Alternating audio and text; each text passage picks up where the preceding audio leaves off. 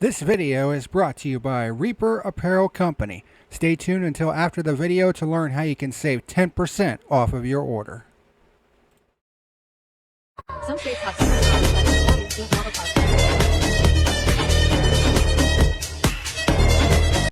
Hey, what's happening, ladies and germs? This is the PackerMan. Welcome to today's edition of Burnt Rubber. Our 11th episode. Took last week off because there wasn't really a whole lot to talk about. Although there was some stuff that happened between Homestead and Martinsville that I was going to talk about, but the upload schedule was a little crowded. So we're going to go into stuff this week with a couple of episodes, but today's episode is mainly going to focus on the Martinsville weekend, basically all three races for the most part. And you can already tell from the title of this episode what the main crux of it is going to be. But first, let's talk about what happened in the lower tier series, because there was some crazy stuff that happened after the checkered flag flew in those races.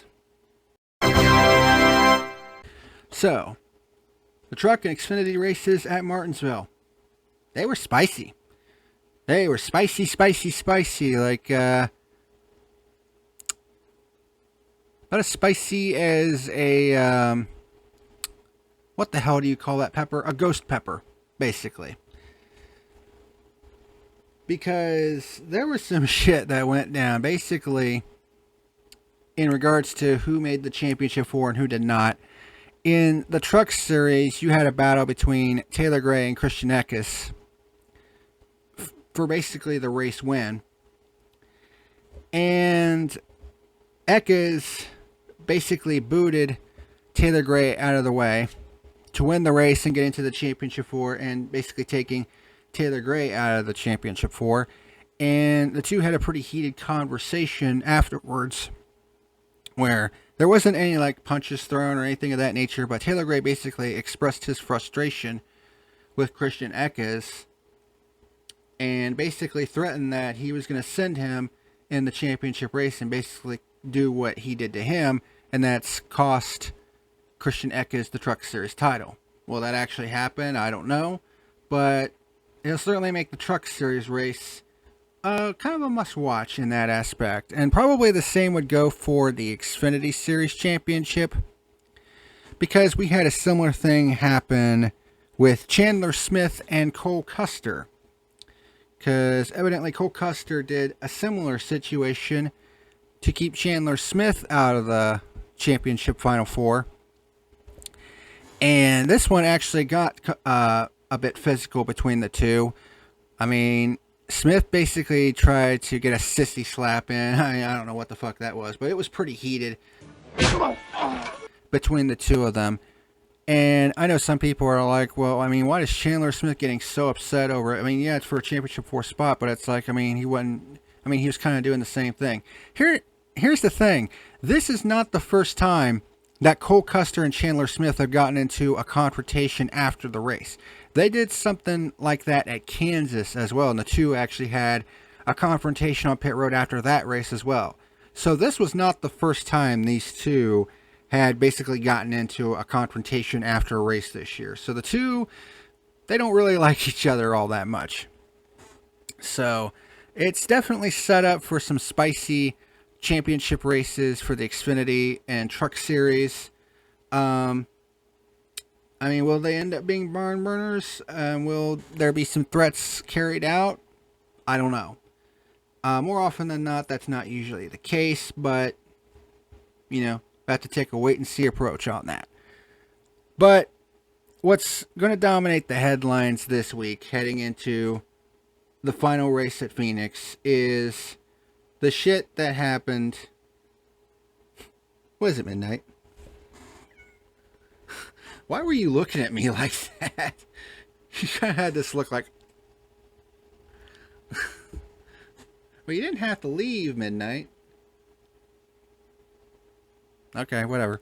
But more than that, it was the crap that happened in the Cup Series race, or rather at the end of it, and then all the stuff that happened afterwards. But before I address all that, there's something I've got to get off my chest in regards to what was said in my chat during that review. So, needless to say, my race review last night was filled with vitriol, and rightfully so, because what we saw at the end of the race at Martinsville was nothing short of bullshit. But there were some people in my chat, and I'm not going to name drop, they know who they are, that were basically saying a bunch of shit, like, you know, oh, well, you must not like short track racing, or, oh, win's a win, you know, it's just how the cookie crumbles. And then when I said that I was going to basically stop doing race reviews of this shit, they're like, oh, you'll be back. I mean, it's the definition of insanity. You'll keep coming back and doing this shit. I only got one thing to say to those people. Fuck ya! Because I am not gonna be like you dumb motherfuckers and settle for mediocrity. Because basically that's what you're doing. I mean, basically you're just trying to tell me, you know, it's just the way it is. You're just gonna have to get used to it. No. You can kiss my fucking taint. Okay? I will never settle for mediocrity. So you can take that and shove it right up your fucking ass. Shove it up your ass! Uh-oh. Ooh. You know, and then there's some people that, you know, want to, you know, say, oh, well, I'd rather have the playoffs. Well, you know what? You can have it.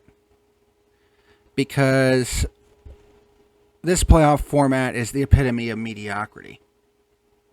And for you motherfuckers that were saying, oh, well, you'll be back. You know, a lot of people always come back. Yeah. Go back and look at the ratings between 2013 and 2014 after Spingate happened. And look at the dive bomb that the ratings took from there all the way till about 2020. The ratings were in a fucking tailspin for the better part of a decade. And of course, the announcement of the new playoff format, the current format that we're currently stuck with, I mean, I think that had a lot to do with it as well. But it basically came down to people were just sick and tired of the fucking bullshit. And yet you want to try to gaslight people into saying, oh, you can't really be saying stuff like that. You know, it's NASCAR. It's the way it's going to be. Well, if it's the way it's going to be, then I don't want any fucking part of it. And I know the response is going to be, well, if you don't like it, you don't watch. Which is about the dumbest fucking thing that you could say. Because the problem is a lot of people aren't watching anymore. Because I remember when these races used to get 4 to 5 to 6 million people per week. And there are times when this fucking sport struggles to crack 3 million nowadays. And if they're put on cable, they struggle to crack 2 million. So what the fuck happened to all those other people? Huh? I mean, I remember when 20 million fucking viewers watched the 2006 Daytona 500. The 500's lucky to get 5 to 6 million today. Where did all those viewers go? That's another reason why that's so fucking stupid. Because millions of people have basically pointed out the same problem that I have been seeing for a long fucking time. And you told them to walk away, and guess what? They did. Fuck yeah! And I'm basically doing the same thing after this season. I'm done doing race reviews of NASCAR until there are massive wholesale changes to this fucking company. I am done doing race reviews. I will still cover like NASCAR related news stories because, you know, that doesn't take 4 hours of my fucking life every single week. But as far as doing race reviews, I'm done doing race reviews after 2024 until NASCAR gets their fucking shit together. Because why would I waste my fucking time covering this shit when it's just nothing but a giant fucking headache anymore? And here's the thing. I don't give a fuck what people think. Okay? You may not believe me in that aspect. Oh, well, you're not going to leave. Guess what? I don't give a fuck what you think. Guess what? I don't give a fuck. You know what I'm saying? And if you don't like what I have to say, because that's another thing. A lot of people don't seem to take exception to me always criticizing NASCAR, especially with the playoff format, saying that the playoff format is a gimmick, contrived mess. And for some of these bootlickers, the moment you say that, well, all of a sudden you're just a stinky pile of shit unflushed in the toilet for 4 days straight. And it's like, you know what? That's fine. I don't give a fuck. If you don't like what I have to say, then do me a favor. Unsubscribe from my channel and get the fuck off my page. Because I don't want a fucking just blatant stupid fucking piece of shit like you hanging around my YouTube channel. That's how I personally fucking feel. Fuck you! Because I don't fucking care. I really don't. This is my show. I can say whatever the fuck I want. It's called having an opinion. You don't like it? Get fucked. Because I am done with the fucking bullshit from some of you people. Because that's all it is. A bunch of fucking bullshit. And by the way, for some people that were saying, oh, well, you don't like short track racing, you must have overlooked the fact that at the very beginning of the review, I gave that race its fucking flowers. The only reason why I gave it a 0 was because of the bullshit that happened at the end of the race and afterwards. It had nothing to do with the on-track product. The on-track product for Martinsville this time around was actually pretty fucking good. And here's a news flash. There are a couple of other content creators in the NASCAR tuber space. The Iceberg, over 80,000 subscribers. Eric Estepp, almost 250,000 subscribers. They have audiences that far exceed my own. A guy like Eric Estepp, he's about as pro NASCAR as you will find in the NASCAR tuber space.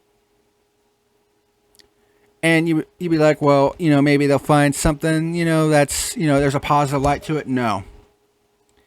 Because after I did my Martinsville review, I went back and watched both Eric's review and the Iceberg's review. Because the Iceberg went live directly after the race was over. But I wait until after...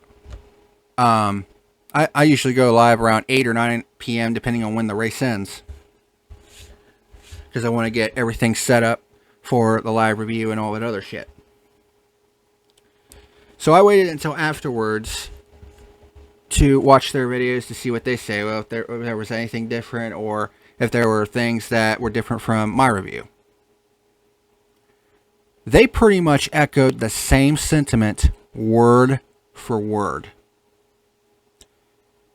And they're not the only ones. Have you seen NASCAR social media lately?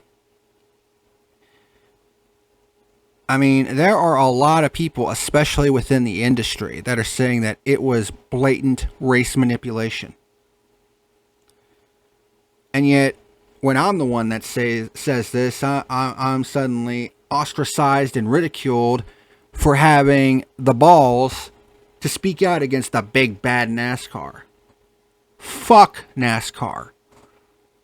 Because until there are wholesale changes to this company, until the France family is no longer involved with this company, NASCAR will never attain the heights that it did in the 2000s ever again.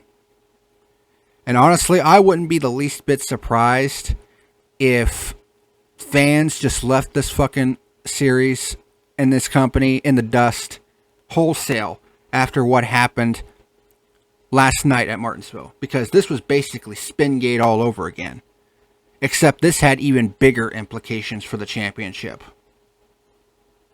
because this was the cutoff race for the championship 4.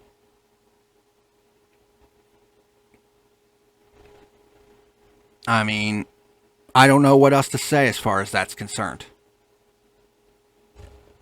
I mean, if I can't get it through your head, then there's no point in fucking discussing it with you anymore. And I'm just not going to debate with you about that shit. I mean, if you want to talk about whether or not the decision to penalize Christopher Bell was just or not, fine, we can have a conversation. But in terms of the NASCAR playoff and trying to convince me that it's a good thing, no. you can take that fucking shit out of my fucking face. Because some people might call me closed-minded on it. That's fine. Because it is the absolute one thing that I refuse to budge on. The NASCAR playoffs are a fucking abomination. And speaking of which, let's go ahead and get into the NASCAR playoffs. So, the NASCAR playoffs basically came about in 2014. After almost 10 years with the previous iteration, which was the chase for the Cup.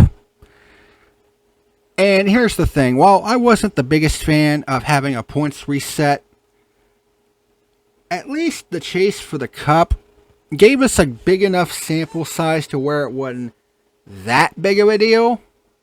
And honestly, if they would have implemented the playoff points that they put in 2017 for the chase for the Cup, then the previous format would have made a lot more sense. I still wouldn't have agreed with it because it's still not a full season format. But I would at the very least say there is a perfect balance between entertainment and legitimacy. But then they came out with the playoff format in 2014. And I could tell right away that this was going to be an absolute failure. The fucking dumpster fire. Because when you look back at the history of this format, it has done absolutely none of the things that it set out to do. If anything, this format has proven that, 99% of the races from the season don't mean jack shit. Literally, all you need to do is win like 4 races, and you can be champion. The rest of your season don't matter. Look at Joey Logano this year. Has done hardly jack fuck all the entire season, but lucked into a win at Nashville. Won at Atlanta to get into the round of 12. Was out in the round of 12, but then lucked into Alex Bowman getting disqualified from the Roval. And then had a fuel mileage win at Las Vegas to get into the Championship 4. That's another thing. The win you're in is stupid. Should you be rewarded for a win? Absolutely. Should get a whole bucket full of points for it. But it should not have that much of an impact on your playoff standing, as it were. Harrison Burton went from 34th in points, basically last in full-time points, to being a championship contender because of one fucking fluky win at Daytona. That seems right to you? How you have guys like Ross Chastain and Chris Buescher who have had infinitely more consistent seasons than Harrison Burton. And yet they were basically on the outside looking in, and Harrison Burton basically got a free ticket to what amounts to a top 16 points finish. Because that's the other thing. Making it into the playoffs basically guarantees you a pretty good chunk of the point fund money. As Richard Childress said after Richmond, NASCAR eliminating Austin Dillon from the playoff due to, the Richmond win being encumbered, basically was about a $2 million penalty. That's a lot of fucking money. Especially for a NASCAR team that is heavily reliant on sponsorship to survive.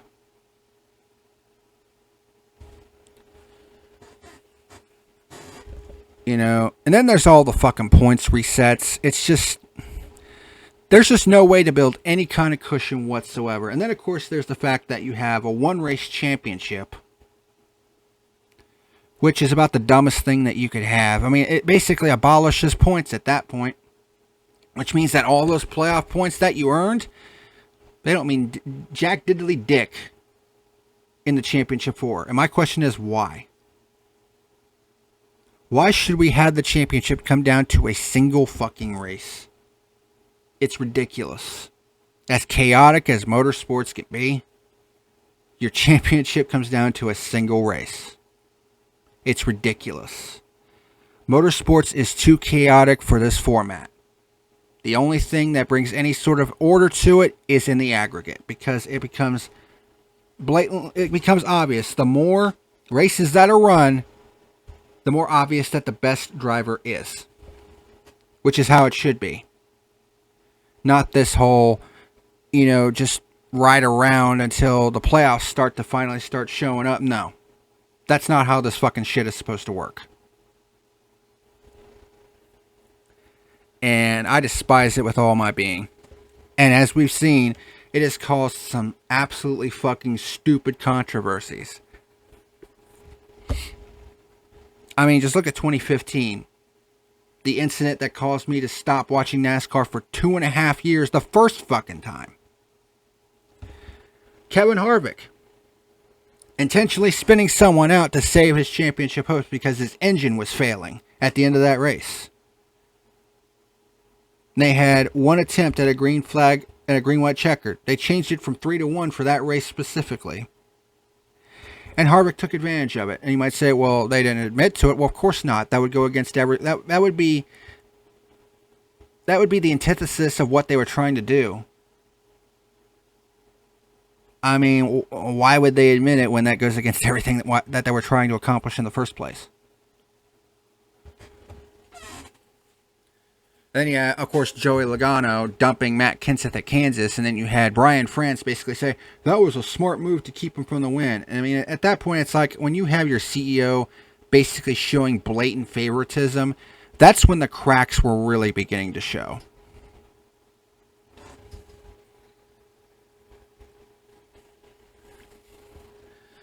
But the wheels of this playoff format has completely fallen off with what happened at Martinsville on Sunday with blatant race manipulation. And if you honestly think that that wasn't race manipulation, then you need some fucking glasses. Because all you have to do is listen to that radio chatter.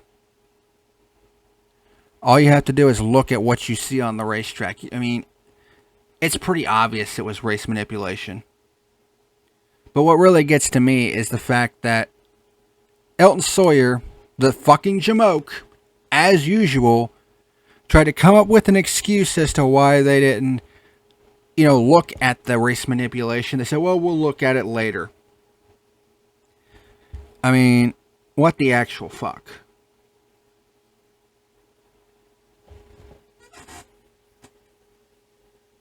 The NASCAR playoffs are an abomination. They have done nothing but harm the integrity of this sport. It's like I keep saying, time and time again, shit needs to change. But we need fucking wholesale changes to this sport. And until that happens, I am not going to do any more race reviews of this fucking sport.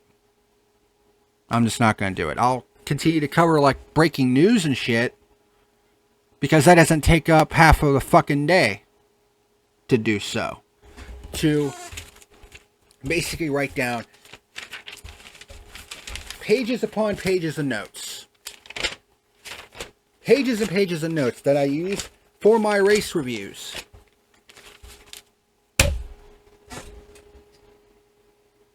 I'm meticulous with that shit. But it's not worth it. It is not worth it to me or my sanity to continue covering this fucking bullshit. Which is why I'm going to cover a different motorsport starting in 2025. Honestly, IMSA seems like a good place to go to. And I know that some of you might say, well, isn't IMSA owned by NASCAR? Yeah, but they're not run by NASCAR. They are run by completely different people. Because if it was run by NASCAR, like actually run by NASCAR, then you'd see some of the same fucking bullshit from the Cup Series in IMSA.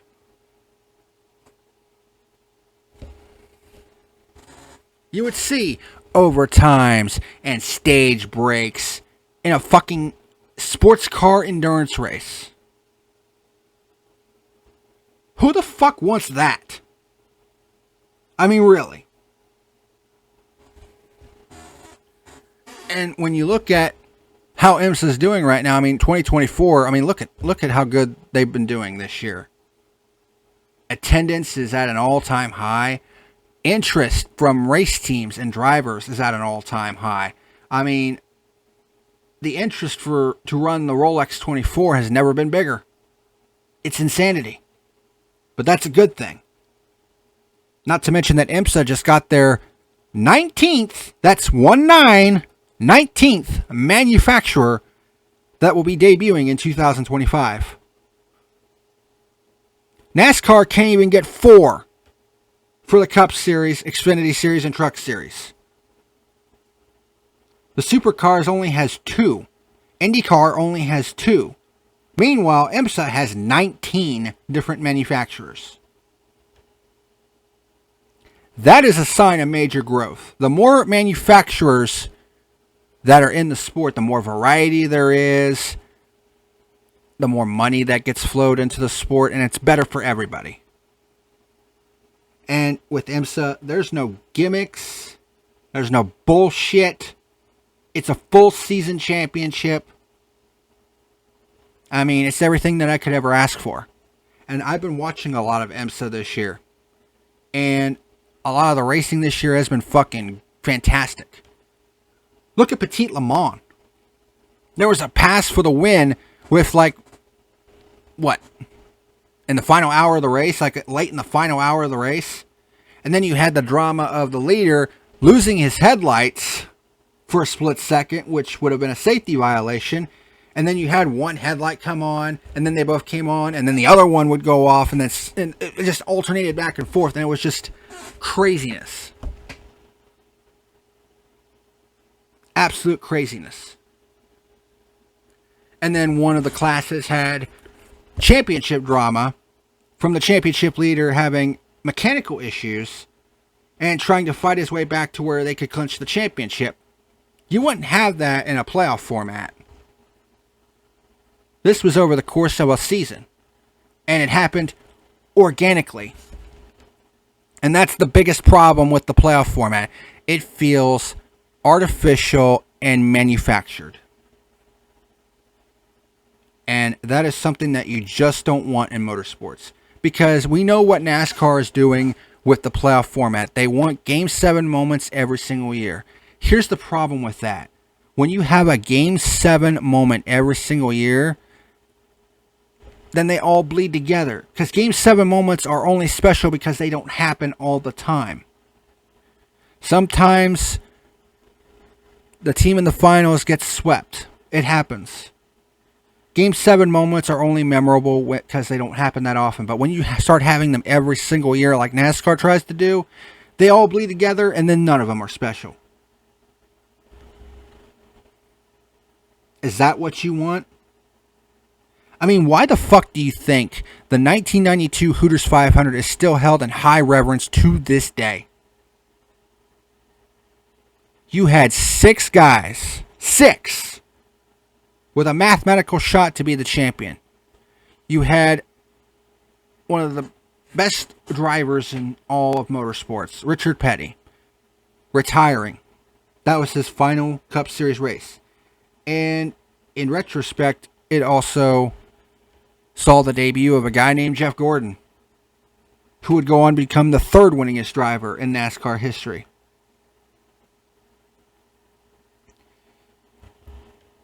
It was a coming together of just crazy talent on that racetrack. So many Hall of Fame drivers in that race all at the same time. That will never happen again. Especially not with this format in place. If there is any semblance of hope for this fucking company, they would do well to abolish the playoff format. But then again, Elton Sawyer said that the playoff format after Martinsville said it did what it was supposed to do. Oh, really? Because from what I've seen on social media, it's made everybody fucking miserable. I mean, you have long-time hardcore supporters of your company, like Eric Estepp, saying that this was a fucking embarrassment. I mean, what does that tell you? He's about as pro NASCAR as it gets. I mean, when are you people going to wake up and realize that this is a massive fucking problem? And it's like I keep saying, shit needs to change. They need to course correct sooner or later, or we're going to wake up one day and there will not be a NASCAR.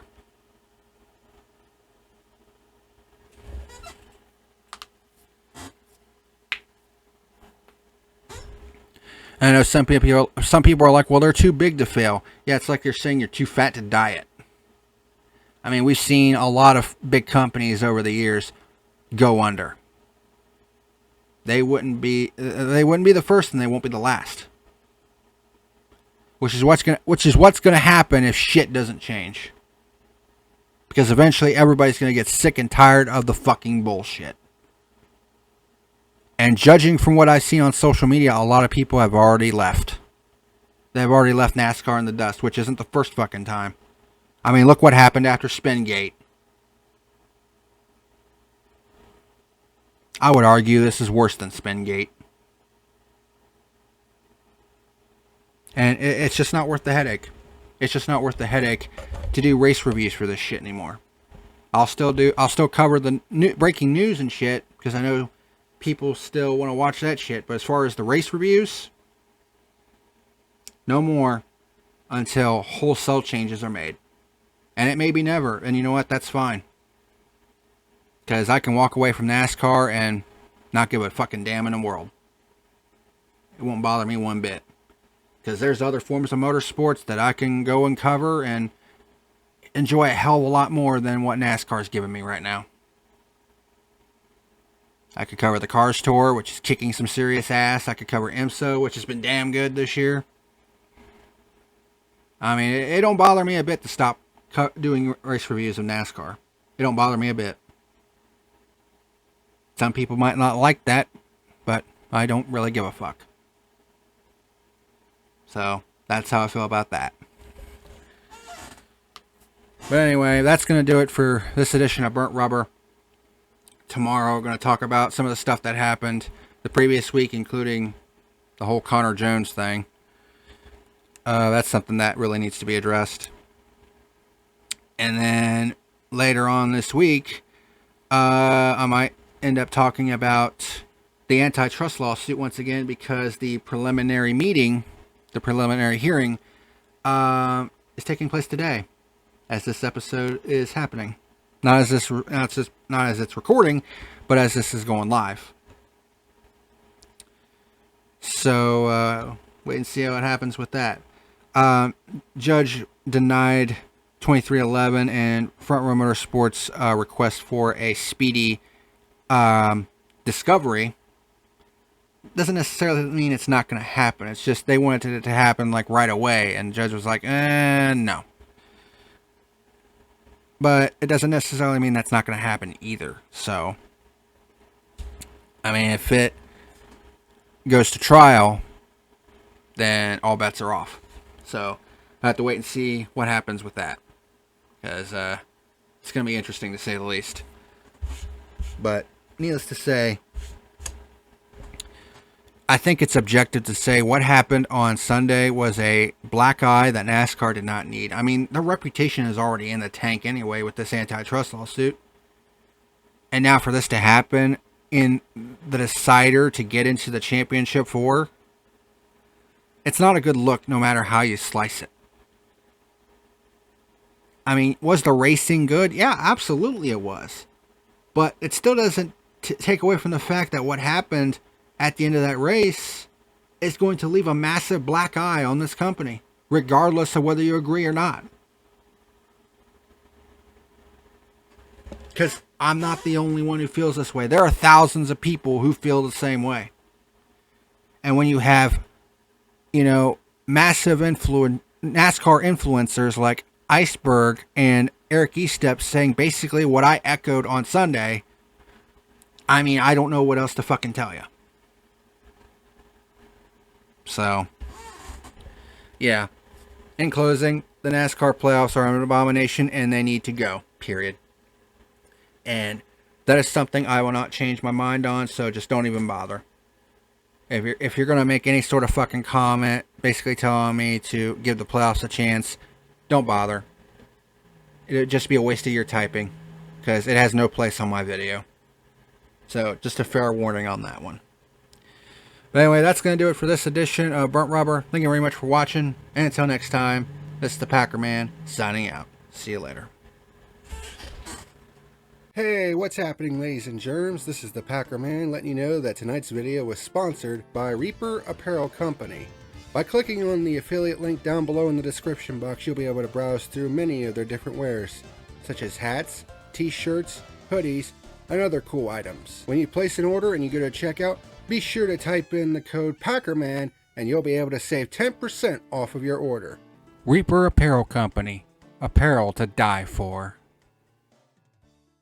Hey ladies and germs, just want to say thank you for watching tonight's video. Be sure to hit that like and subscribe button, and also be sure to check out my second channel, Isaac the Survivalist. Thanks very much for watching, and I'll see you again next time.